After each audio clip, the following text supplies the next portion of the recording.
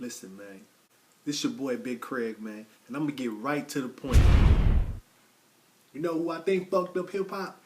You wanna know who I think fucked up hip hop? Rakim, Boogie Down Productions, KRS-One, Public Enemy, Chuck D, Ice Cube, man, Outkast and Goody Mob, Paris, man, Common, man, Wu-Tang, Talib Kweli, Mos Def, Rawkus, them dudes fucked up hip hop because they was so real. Them the realest rappers, you know what I'm saying, hands down. Rakim, like how dude put his words together, man, all that knowledge itself, Big Daddy Kane, these dudes were so real in their verses, man, that they albums touched people in a way that made them better people, actually. You know what I'm saying? It didn't make you feel good just for a minute while you in the club vibing to the music. They builded you. They music, they lyrics, when they got in your mind, it made you want to do better. It made you step up as a person. So the industry can't have that. They not investing in people who gonna help build a nation. Public Enemy made that album. It takes a nation of millions to hold us back. That type of music ain't what the industry want to see us black kids grow up to be. Your black kids grow up to be. They want them kicking shit, you know, no flex zone, that type of shit. That's what they want your kids to be on. You know what I'm saying? But in the 90s, it's like they slipped through the cracks. You know what I'm saying? They slipped through the cracks. KRS-Ones, they slipped through the cracks. They didn't know how this was going to impact, you know what I'm saying, the people. That changed, that style of music, that style of writing. That's what fucked up hip-hop. Nas, man, listen to Nas' albums, man. He dropping so much real talk on just how to be a better person, how to build your mind up, how to build your spirit up. That Goody Mob Soul Food album, they talk about how to build yourself up to be a better person. I mean, like, for $10 for a tape back then, that's a lot of motherfucking, that's like Wu-Tang said on one of their albums, you don't even got to go to summer school listening to these albums because they putting so much knowledge in them. But now it's like the music is so downgraded, it's so whack, the beats is just designed to get you in the club, to take your mind off of whatever. That's what fucked up hip-hop. So those artists, you can't blame them, but, you know what I'm saying, and luckily for them, there was a time period where they were allowed to speak their mind, like rappers are not allowed to speak their mind nowadays, but that's why you got to go back. You got to go back to that time and listen to them classics. We don't have that no more. So you cheating yourself when you don't. You got to appreciate that. You got to go back and listen to all those albums because that's the last time you're going to hear that. The industry going to make sure that's the last time you ever hear a Chuck D on the mic or a KRS-One, you know what I'm saying, Knowledge Reigns Supreme or a Rakim. You're not going to ever get that again. It's a wrap for that. So you got to take that time out, go back and study your history, man. Study that old school hip hop, man, and get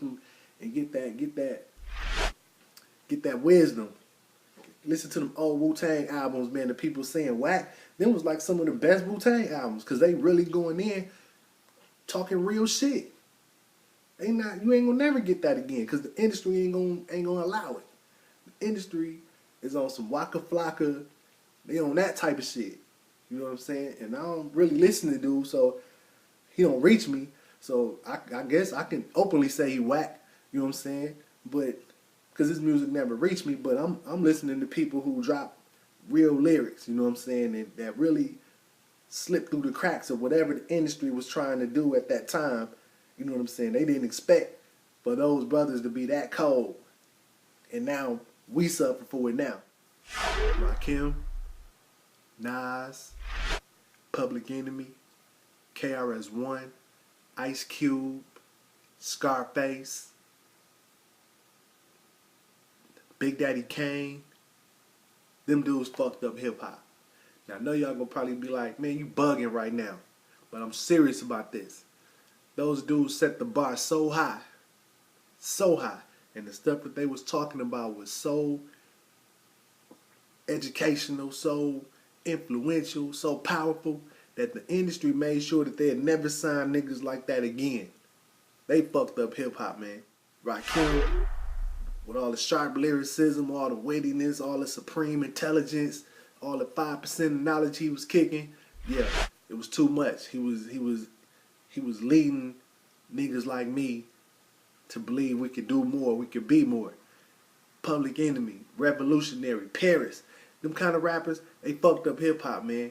Because when the executives saw how people was reacting to these songs, how these songs was more substantial to development of people, they weren't signing nobody like that no more. Industry wasn't having that no more. So they started to dumb down hip hop. It's the industry versus whoever. So they started to make sure that they stayed away from niggas who was in that lane. The Talib Kweli's, the Mos Defs. They made sure, no, we not finna let these dudes get no kind of following that's gonna be uplifting the people more than just record sales. So we need to sign niggas like who they signing nowadays, like the bullshit you hear on the radio that makes no sense. They gotta sign cats like that because it sets you back. They ain't gonna never be another 90s, 80s hip hop again because of that. The industry gonna see to it. If you anything like a Chuck D, you not touching no mainstream success. If you anything like an Ice Cube, an Ice-T, anybody or Tupac, hell no, you would never get a deal now because them the type of rappers that had black men thinking in a better way, thinking about being something positive, thinking about actually helping their people. You ain't finna hear none of that type of shit no more. Only thing you finna hear is niggas talking about drug selling, fucking bitches, getting money, lying. That's it. You ain't getting no motherfucking record deal if you like anybody from the 90s because you dangerous then. And you dangerous in a way that's more about uplifting. It ain't about money. You know what I'm saying? Niggas like that, they was getting money, but they still was dropping knowledge in their songs. They still was dropping real lyricism, real talent. Hell no, the industry not fucking with that no more. You gonna be typecast rapper, the same young idiot kind of dude, lame nigga, get high, get drunk, ignorant, kill niggas, fuck bitches. You know what I'm saying? That's what you gonna get. You wanna be that, then yeah, the industry will fuck with you. But if you trying to be like a Cube or Chuck D or KRS-One, anybody with some insight, some knowledge of self, you done. You want to know why I blame the Native Tongues, Tribe Called Quest for fucking up hip hop? I'm gonna tell you why. Man, Q-Tip, to me, one of the dopest rappers ever. But dude made songs telling you about how fucked up the industry is.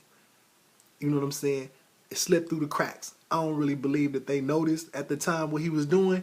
It slipped through the cracks. It educated people. That's what fucked up hip hop. Industry rule number 4080, all that shit. Nigga, you fucked up hip hop. Cause now the industry is like, we not signing no niggas like Q-Tip who really trying to educate motherfuckers on how crooked this business is. We not fucking with that no more. Fucked up Q-Tip. Fucked up hip hop, man. Y'all fucked it up. And now, all the artists that the industry signed are just fucked up. They gotta make sure now that everybody that they sign coming in is already fucked up. They probably screening these niggas. And if these niggas show any sign of intelligence, any sign of some type of motivational skills, any type of positivity, they ain't not getting signed. They probably screening these niggas, making sure, oh yeah, this the type of dude that's he probably go to jail, he probably fuck around and get killed, he probably kill somebody. He perfect. We gonna sign him. Y'all fucked up hip hop and let the industry have control of it. Take, you know what I'm saying, take their power to screen out artists, screen out real artists from a motherfucker like Bobby Smurda who finna go to jail. And everybody gonna be feeling this nigga now like, yeah, dude to really pop somebody. Nigga, I'll pop somebody, nigga. That don't mean nothing because you got a gun, nigga. This shit is stupid, man. It's like we can't band together and take our fucking industry back. We got these motherfuckers who don't give a fuck about the people at all running the industry, and they have never signed the type of artist who can actually challenge the mind of people and build people up no more. No more Pox. No more Q-tips. No more Busta Rhymes. No more niggas with consciences. No more Too Shorts. Who are, yeah, you know, Too Short gonna talk about some pimping, but at the same time, he gonna drop a I Wanna Be Free on you. He gonna let you know, yeah, you know, I ain't just no fool out here, you know what I'm saying? I'm gonna give you some game too on both sides. So even if they sign these niggas, even if they for every Lupe Fiasco, they make these niggas work 10 times as harder than a Chief Keef to stay promoting their shit. These niggas, the niggas who kicking positivity gotta work 10, 20 times as hard to stay visible, to stay getting marketing, to stay getting a decent enough budget to push their music than a whack nigga. Than a nigga who just gonna get on the mic, talk about drinking, smoking, and fucking, and riding around in cars and having houses. The typical lame nigga shit. For a motherfucker who got some substance in their music, they gotta work 10, 20 times harder just to stay out there. And so yeah, they might sign you every once in a while. They might throw Wu-Tang a bone, let them get another album in or something like that. But they ain't finna promote they shit. They ain't finna give it no visibility. And they gonna try to act like that ain't what the people want. Because they the industry and they got the power to do that shit. But niggas won't even band together and say, you know what, fuck the industry. We finna work the internet, bang our shit, and we gonna support each other. You know what I'm saying? We gonna talk about Ferguson. We gonna talk about what's going on in New York with Garner. We gonna talk about what's going on in North Carolina. We gonna talk about what's going on in all these places and get back to being the revolutionaries that we born to be, man. Instead of letting motherfuckers in the industry just control everything just because they got the money. But we got the heart, nigga. We got the hustle. We got the spirit for this shit. That shit gonna beat out money every time. But it's like, motherfuckers don't know what to do without the industry. So the industry call all the shots. You know, so I look at it like, okay, Rakim, Public Enemy, Scarface, Cube, Too Short. Y'all got us into this shit. Because y'all was so dope. Y'all was so ahead of y'all time. Tribe Called Quest, Native Tongues. Y'all was so dope. Y'all was so ahead of y'all time. And y'all was spitting that real shit so tough that y'all got everybody else following y'all blackballed. Y'all got us into this shit. Y'all should be the first ones there getting us out. Africa Bambaataa, all that shit. I didn't even know that shit was still around.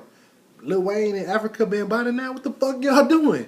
Y'all supposed to be out here, man, advocating, letting people know. Cause shit, for what I know about Africa Bambaataa, that shit was some positive kind of shit. So if y'all still around and y'all still active, then y'all need to have a chapter in every motherfucking state, nigga. Putting people on to, like, yeah, well, fuck the industry. We underground anyway. We underground kings, nigga. We from UGK cloth, nigga. We come from that cloth, so we don't need the industry. We gonna band together. Shit, we got a chapter in every state, and we moving. Fuck the industry. We educating the people, and we going. We getting it in still. It was like, what y'all doing, man? I'm looking for niggas like y'all to take the industry back. That's what I'm looking for. And I'm with it. I'm ready. I'm ready to move. I'm ready to do my part. But I'm just one nigga. And it ain't like I got platinum plaques and shit like that. You know what I'm saying? So, who give a fuck about what I'm saying?